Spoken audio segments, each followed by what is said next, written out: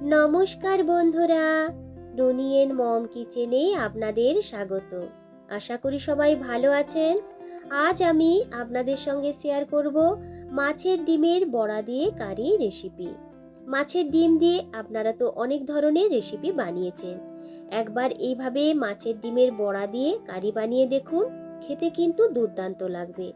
আর এতটাই টেস্টি তৈরি হয়, বাড়িতে যখনই মাছের ডিম আসবে এইভাবে কারি বানিয়ে নিতে ইচ্ছে হবে। আশা করছি আজকের এই মাছের ডিমের বড়া দিয়ে কারি রেসিপিটা আপনাদের পছন্দ হবে। যদি আজকের এই ভিডিওটা আপনাদের ভালো লাগে, একটা লাইক দিয়ে সম্পূর্ণ ভিডিওটা দেখে নেওয়ার অনুরোধ রাখলাম। মাছের ডিমের কারি বানিয়ে নেওয়ার জন্য এখানে নিয়েছি কাতলা মাছের ডিম। ডিমটাকে ভালো করে ধুয়ে নিয়েছিলাম। এরপর ডিমটাকে একটু ভাপিয়ে নেব। কড়াইয়ের মধ্যে নিয়েছি পরিমাণ মতো জল। এর মধ্যে দিয়ে দিলাম নুন আর হলুদ। ডিমটাকে দেওয়ার আগে নুন হলুদটাকে জলের মধ্যে ভালো করে মিশিয়ে নেব। এরপরে জলটা যখন খুব ভালো করে ফুটে উঠবে, তখন এর মধ্যে দিয়ে দিলাম ধুয়ে রাখা ডিমটাকে। আলতো হাতে ডিমটাকে একটু নাড়াচাড়া করে নিয়ে জলের মধ্যে ডুবিয়ে দেব। খুব বেশি কিন্তু এখানে সেদ্ধ করার দরকার নেই। 2 থেকে 3 মিনিটের মতো একটু সেদ্ধ করে নিলেই হবে। এতে করে ডিমের মধ্যে যে একটা আঁচটে গন্ধ থাকে, সেই আঁচটে গন্ধটাও চলে যাবে আর মাখিয়ে নিতেও কিন্তু একটু বেশ সুবিধে হবে। তো দেখুন, ডিমটাকে সেদ্ধ করে নিয়েছি, কিন্তু ভেতরটা একটু কিন্তু কাঁচা কাঁচা আছে। এরপর একটা ছান্তার সাহায্যে সমস্ত ডিমগুলোকে জলের মধ্যে থেকে ছেঁকে তুলে নেব একটি প্লেটের মধ্যে। একটা চামচের সাহায্যে এইভাবে প্লেটের মধ্যে একটু ছড়িয়ে নেব, যাতে ডিমটা খুব তাড়াতাড়িভাবে ঠান্ডা হয়ে যায়। পুরোপুরিভাবে ঠান্ডা হয়ে যাওয়া ডিমটাকে এরপর নিয়ে নিলাম একটা মিক্সিং বোলের মধ্যে। ডিমের ভেতরটা তো দেখতেই পেলেন একটু কিন্তু কাঁচা কাঁচা আছে। এর সাথে দিয়ে দেব ছোট ছোট করে কেটে রাখা একটা মিডিয়াম সাইজের পেঁয়াজ আর লঙ্কা কুচি। দিয়ে দিলাম ধনেপাতা কুচি, 1 টেবিল চামচ আদা রসুনের পেস্ট, স্বাদ মতো দিয়ে দেব নুন, আর দিয়ে দিলাম কালারের জন্য অল্প একটু হলুদের গুঁড়ো।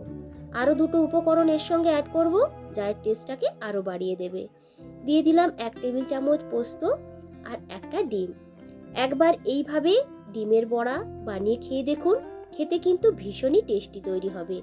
আর গরম ভাতের সাথে এই বড়াগুলো খেতে কিন্তু দারুণই লাগে। সমস্ত কিছুকে হাত দিয়ে খুব ভালো করে মেখে নেব। এর মধ্যে যদি কোনো রকম দলা অংশ থাকে, হাত দিয়ে এইভাবে একটু ভেঙে ভেঙে নেবেন। তো দেখুন, ডিমটাকে মাখিয়ে নিয়েছি। বাইন্ডিং এর জন্য এর মধ্যে এরপরে দিয়ে দেব বেসন। প্রথমে আগে দিয়ে দিলাম 2 টেবিল চামচ বেসন। বেসনটাকে ভালো করে ডিমের মধ্যে মাখিয়ে নেব।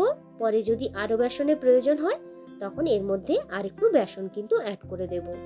আরও 1 টেবিল চামচ বেসন দিয়ে ভালো করে মেখে নেব। খুব বেশি কিন্তু বেসন ব্যবহার করবেন না, তাহলে ডিমের বড়াগুলো খেতে কিন্তু ভালো লাগবে না। হাতের সাহায্যে এরকম ধরা যাবে, এইরকম ভাবে কিন্তু মেখে নিতে হবে। বড়াগুলোকে ভেজে নেওয়ার জন্য একটা কড়াইয়ের মধ্যে নিয়ে নিলাম পরিমাণ মতো সরষের তেল।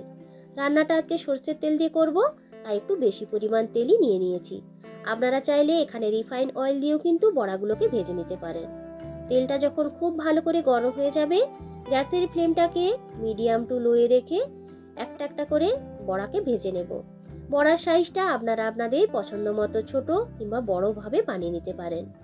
একটা দিক একটু ভাজা হয়ে গেছে, এরপর উল্টে দেব আরেকটা দিক ভেজে নেওয়ার জন্য। এইভাবে উল্টে পাল্টে দুদিকে বেশ একটু লালচে আর ক্রিস্পি করে এই বড়াগুলোকে ভেজে নেব। এই বড়াগুলো খেতে কিন্তু ভীষণই টেস্টি হয়। আপনারা এইগুলোকে স্ন্যাক হিসেবেও খেতে পারেন, আবার গরম গরম ডাল ভাতের সাথে এই বড়াগুলো খেতে কিন্তু অসাধারণ লাগে।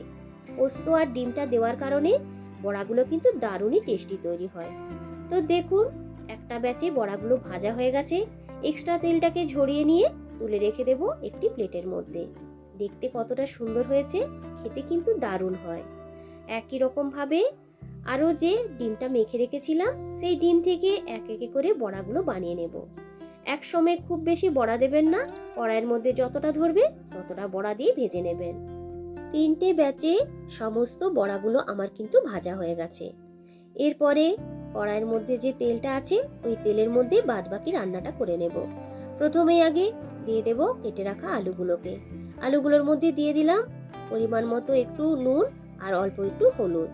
গ্যাসের ফ্লেমটাকে মিডিয়াম টু হাই রেখে আলুগুলোকে বেশ একটু লালচে করে ভেজে নেব। তবে খুব বেশি কিন্তু সেদ্ধ করার দরকার নেই, মোটামুটি 50%-এর মতো ভেজে নিলেই হবে। তো দেখুন আলুর দুটো সাইডে বেশ একটু লালচে ভাব ধরে এসেছে। এরপর যে এক্সট্রা তেলটা, সেই তেলটাকে ঝরিয়ে নিয়ে রেখে নেব একটি বোলের মধ্যে। গ্রেভিটা বানিয়ে নেওয়ার জন্য কড়াইয়ের মধ্যে যে তেলটা আছে, ফোড়নে দিয়ে দিলাম 1/2 টেবিল চামচ কালো জিরে। জিরে থেকে যখন একটা সুন্দর গন্ধ বের হবে, তখন এর মধ্যে দিয়ে দিলাম মিহি করে কেটে রাখা একটা বড় সাইজের পেঁয়াজ। মিডিয়াম টু লো ফ্লেমে পেঁয়াজটিকে ভালো করে ভেজে নেব, তাহলে দেখবেন গ্রেভিটার টেস্ট কিন্তু খুব ভালো আসবে। তো দেখুন পেঁয়াজটা কিন্তু বেশ সুন্দর ভাজা ভাজা হয়ে গেছে, আর এর কালারটাও কিন্তু চেঞ্জ হয়ে গেছে। এই সময় এর মধ্যে দিয়ে দেব আদা এবং রসুনের পেস্ট। আদা রসুনের মধ্যে যে কাঁচা গন্ধটা আছে, সেই গন্ধটা চলে যাওয়া পর্যন্ত মশলাটিকে কষিয়ে নেব। মশলার চারিদিক থেকে যখন তেলটা ছাড়তে শুরু করে দেবে, এর মধ্যে দিয়ে দিলাম একটা বড় সাইজের টমেটোকে পেস্ট করে রেখেছিলাম, সেই টমেটোর পেস্টটা। সাথে একটু নুনও দিয়ে দেব। টমেটোর যে কাঁচা গন্ধ, সেটা যতক্ষণ না চলে যাচ্ছে, মশলাটিকে কিন্তু ততক্ষণ খুব ভালো করে কষিয়ে নিতে হবে। এরপর এর মধ্যে অ্যাড করে দিলাম 1/2 টেবিল চামচ হলুদ গুঁড়ো। কালারের জন্য নিয়েছি কাশ্মীরি লাল লঙ্কার গুঁড়ো, জিরে গুঁড়ো, ধনে গুঁড়ো আর ঝাল লঙ্কার গুঁড়ো। সামান্য একটু জল ওই মশলার মধ্যে দিয়ে দেব, যাতে মশলাটা পুড়ে না যায় বা কড়াইয়ের তলায় বসে না যায়। এরপর সমস্ত কিছুকে খুব ভালো করে কষিয়ে নিতে হবে।